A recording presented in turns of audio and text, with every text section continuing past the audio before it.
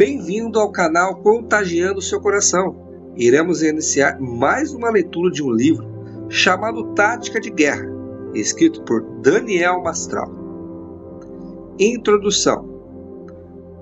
Após entrar em contato com a realidade de alta cúpula do satanismo, a Irmandade, muitos vêm com perguntas sobre o que devem fazer para resistir ao diabo, mas especialmente o que fazer para identificar um satanista e lutar contra aquilo que está por trás deles. O objetivo principal deste estudo é lançar as bases da resistência espiritual através do conhecimento das armas da nossa guerra. Sem esse entendimento, que é fruto direto do compromisso com o Senhor, não podemos haver resistência nem vitória. A maioria das pessoas está acostumada às receitas de bolo, no que diz respeito à batalha espiritual. Nesse sentido, tememos decepcionar alguns, pois não existe tal receita. É preciso desmistificar alguns desses conceitos e introduzir novos, para que o exército de Deus seja apto para o confronto. Entenda o seguinte: através de um exemplo simples, um lutador de boxe tem que zelar por todo o conjunto de prática para obter o máximo da sua performance. Não é assim? Ele tem que ter resistência física, muscular, capacidade aeróbica, conhecimento técnico, uma boa alimentação. Tem também que praticar o que aprendeu. Tem que estar subordinado a um bom treinador. Estar disposto a corrigir os erros, além de muita disciplina e força de vontade. Da mesma maneira, o lutador espiritual, o soldado de Cristo, o guerreiro da luz, também precisa entender que há todo um conjunto de características a serem levadas em conta. Neste livro, vamos ver que conjunto de características são essas, desenvolvendo alguns temas que são da maior relevância no contexto da guerra. A vitória é nossa, sim, pois sabemos que o Senhor é grande e que o nosso Deus está acima de todos os deuses. Para isso se manifestou o Filho de Deus, para destruir as obras do diabo. Jesus já despojou principados e potestades, os expôs ao desprezo e triunfou por meio da obra da cruz. Jesus é o cabeça da igreja e também de todos eles. Colocou-os debaixo de seus pés e deu autoridade a nós, a igreja, para fazermos o mesmo. As portas do inferno não prevalecerão contra a igreja. No entanto, raciocine conosco, desde que o próximo capítulo lance novas luzes sobre este assunto. A realidade da intensidade da guerra. É claro que as lutas que estamos vivendo hoje, no final dos tempos e as que virão a seguir, são totalmente ímpares. Afinal, o príncipe desse mundo aproxima-se do seu momento de apogeu. Isso deve acontecer antes que ele esteja destruído, pois durante algum tempo Satanás deverá reinar sobre a terra através do governo do anticristo. E este tempo está próximo. Perceba que, embora tenhamos as promessas de vitória, a verdade é que Deus nunca disse que antes da vitória não existia a guerra. Antes de possuir a terra, há que lutar. Naturalmente, a guerra é real. Se você não crê que ela existe, este estudo não é para você. Paulo escreve na carta aos Efésios: a nossa luta não é contra sangue ou carne, mas contra principados, potestades, contra os demoniadores deste mundo tenebroso, contra as forças espirituais da maldade nas regiões celestiais. Luta quer dizer confronto, quer dizer combate. Nós não devemos dar maior ou menor ênfase a este assunto do que daríamos a qualquer outro. Mas sim, a justa e merecida atenção a fatos que são inegáveis. Porque, quer queiramos ou não, já aprendemos que o cristão tem inimigos reais que querem o seu mal acima de qualquer outra coisa. Defrontamo-nos aqui com uma verdade espiritual clara e concreta. tão verdadeira como qualquer outra da Bíblia. É interessante notar que na carta aos Efésios, Paulo trata de diversos assuntos referentes ao dia a dia do cristão. O último assunto da epístola faz menção à batalha espiritual. O apóstolo inicia com a expressão "quanto ao mais, irmãos", ou seja, além disso tudo. Essa expressão demonstra que a batalha espiritual também faz parte do dia a dia e da realidade do cristão, da mesma forma que os assuntos anteriormente tratados. Nossa luta quer dizer que ela envolve a todos, não apenas os mais espirituais ou os menos espirituais. Paulo se dirige aos irmãos, isto é, o assunto abrange toda a igreja.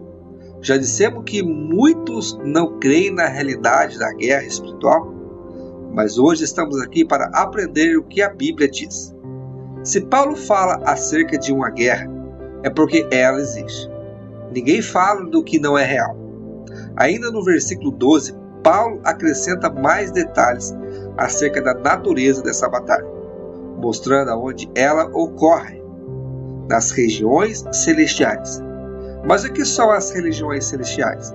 Esse termo está fazendo referência ao mundo celestial, ao reino espiritual. Ele existe de fato. Como compreender melhor como funciona o reino espiritual? Por exemplo, o mundo que conhecemos, este nosso reino físico, humano, nossa terra, é regida por leis que chamamos de leis da natureza, ou naturais. O nosso mundo funciona do jeito que funciona por causa delas. Assim, uma pedra jogada para o alto volta por causa da lei da gravidade. Um tronco incendiado vira cinzas porque a reação de combustão transformou a sua massa em energia térmica e luminosa. As estações do ano vêm e vão por causa da translação da Terra em torno do Sol, e assim por diante. No entanto, Deus é Espírito. Sabemos que, no princípio, o Espírito de Deus pairava sobre as águas. Ora, o Espírito que paira sobre as águas não está sob ação de nenhuma lei conhecida no mundo terrestre.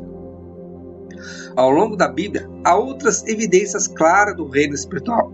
Diz que a lei é o abismo. Estão encobertos aos olhos de Deus. No livro de Jó, Deus lhe pergunta sobre o mundo do além, sobre as portas da morte, as portas das regiões tenebrosas, e sobre onde seria a morada da luz e das trevas. Em Apocalipse, menciona-se sobre os gafanhotos que saíram do abismo, sobre a liderança de Abaddon. O próprio Jesus diz que vai para junto do Pai, mas os discípulos ainda permanecem no mundo. Embora não sejam cidadãos deste mundo, como acrescenta Paulo, Jesus também fala da casa do Pai, onde há muitas moradas. As leis que regem o reino espiritual são muito diferentes das leis do reino físico. É impossível explicar pelas vias naturais como foi a ressurreição de Lázaro, como se multiplicaram pães e peixes, ou como se deu a travessia pelo Mar Vermelho. Em outras palavras, vemos que existe uma outra dimensão, regida por outras leis, invisíveis aos nossos olhos, mas que é real e habitada por seres espirituais, tanto os bons, céus, casa do Pai, quanto maus, além do abismo. Conclui-se então que a batalha espiritual é uma realidade que nos envolve a todos. Origina-se nessa dimensão espiritual que é regida por outras leis e habitada por outros seres, mas reflete-se no mundo físico e nos envolve enquanto seres humanos. Lembre-se do exemplo de Jó. Ele estava enfrentando uma batalha espiritual.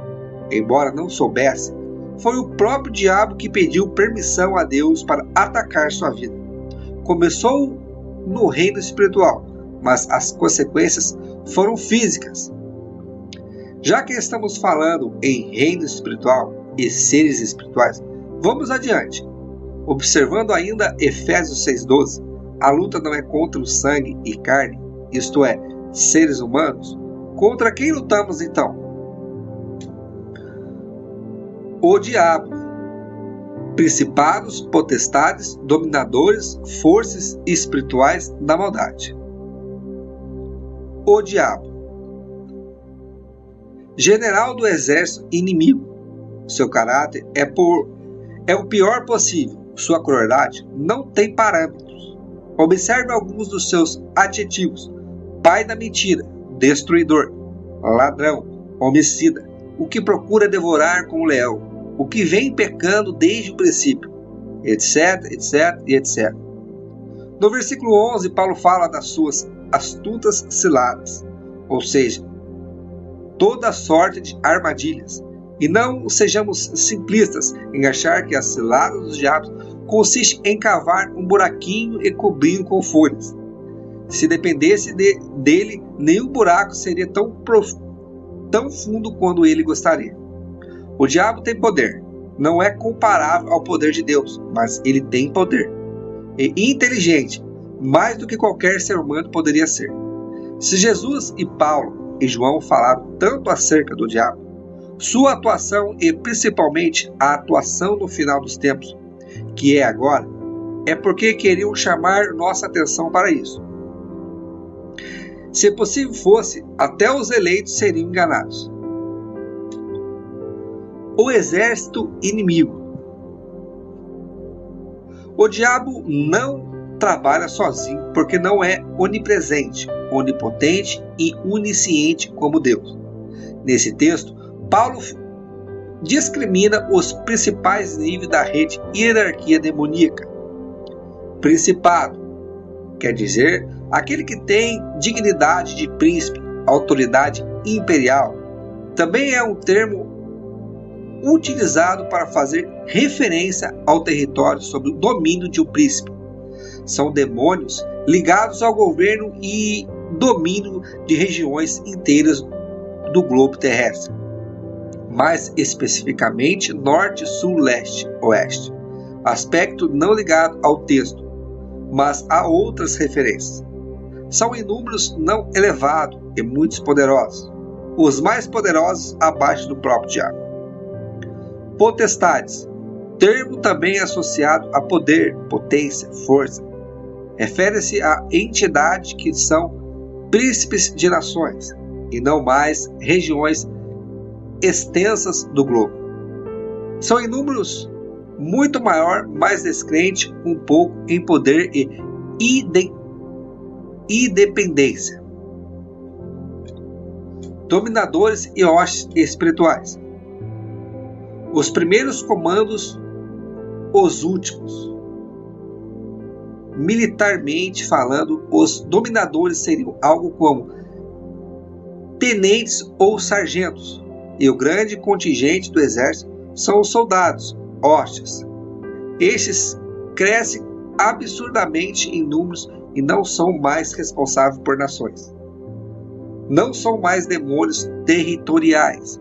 No caso, os dominadores seriam governantes de cidades, bairros, regiões menores. As hostes malignas teriam atuação mais a nível individual. Observação: apenas no que diz respeito à irmandade, os principados e potestades teriam influência direta e aliança com pessoas. Por que Paulo se dá o trabalho de esmiuçar esta rede hierárquica? Basicamente, para deixar bem claro que existem intensidades diferentes de ações demoníacas e, consequentemente, níveis diferentes de batalha. A Igreja de Cristo no Brasil está mais acostumada aos demônios do baixo espiritismo da Umbanda, Quimbanda e Candomblé. Não são demônios de patente elevada. Todo mundo já ouviu falar em Exus, Pombagira, Tranca-Rua e etc. Não é assim? Mas dificilmente entramos em contato direto com demônios como Leviatã, Astarote, Belzebu. Por exemplo, a luta contra eles é muito diferente e requer outro tipo de preparo. E tempo da igreja preparar-se para confrontos mais elevados, porque quem se deparar com a irmandade certamente também irá deparar-se com principados e potestades. E o confronto com esta casta de demônios é algo que normalmente não compreendemos ainda. É uma guerra de nuances especiais e vai muito além das corriqueiras. Portanto, esta introdução tem por objetivo dar o alerta. Não menosprezamos o inimigo. Este é o pior jeito de começar qualquer confronto. Antes, busquemos de Deus a postura correta, a visão verdadeira. Não fiquemos nem aquém e nem além do necessário. Existe uma boa maneira de começar.